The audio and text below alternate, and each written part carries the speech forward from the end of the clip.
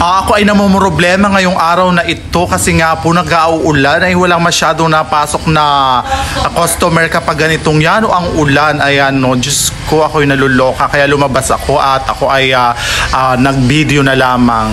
Ayan, at si Iris ay nag-problema rin at siya nag-aaway ng kanyang jowa na si Neil. Ay kaya ayan o, si Yani naman ay natutuwa at siya may customer. Ayan, ang saya-saya niya po. At syempre, thank you so much po sa ating client for today's video. Sila po ay mga taga San Antonio. Ito po ay regular client na natin. At kahit medyo naulan, ay talagang pumunta sila dito. And very much thankful for that. Ayan, kami ay habang nakababad yung gamot ay nanonood muna kami ng TV para kami ay siyempre, malibang. Ayan. Tayo ay gapakyut muna sa camera. Kasi nga po, walang pumapasok dito sa aking puso. Yes, social. Hindi naman ako makakain ng butbot dahil nga ni po ako ay medyo masama pa ang pakiramdam. Ay hindi rin ako makaukaw. Ay wala naman kasing makaukaw sa akin. At may mga lalaki naman dito ay hamiran mo ay parang isip mo ay mga amoy tuko. Kakaloka. Ayan. At siyempre, maghahanap tayo ng lalaki sa labas. Kung may makikita tayo, yan, may nabili sa tindahan ni Malu. Ayan.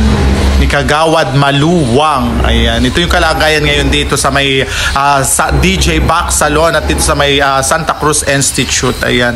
Marami ang nadaang sasakyan at saka mga tao. Kasi nga po kanina ay wala makadaan. Siyempre ang lakas ng ulan.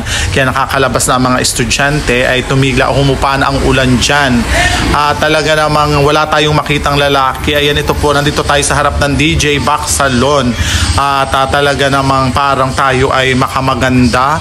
Naghahanap kita ng mga inagaong mga katirol na mga lalaki na pwedeng umumbang ng babuya natin, na umbang yung taniman ng kamoting kahoy na mapait-pait at makurat bagay ina.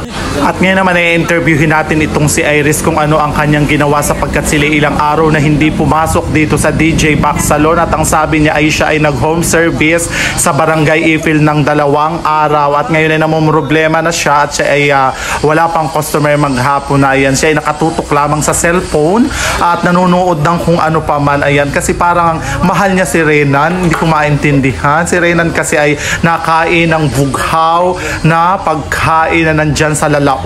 Sa hataw talaga. Siya ay nakain ng inagaong puno ng lusay. Ano ba yung lusay? Shout out. At syempre shout out po sa ating mga kabot-bot dyan na nanonood ninyo. And kung kayo po ay hindi pa nakakapalo,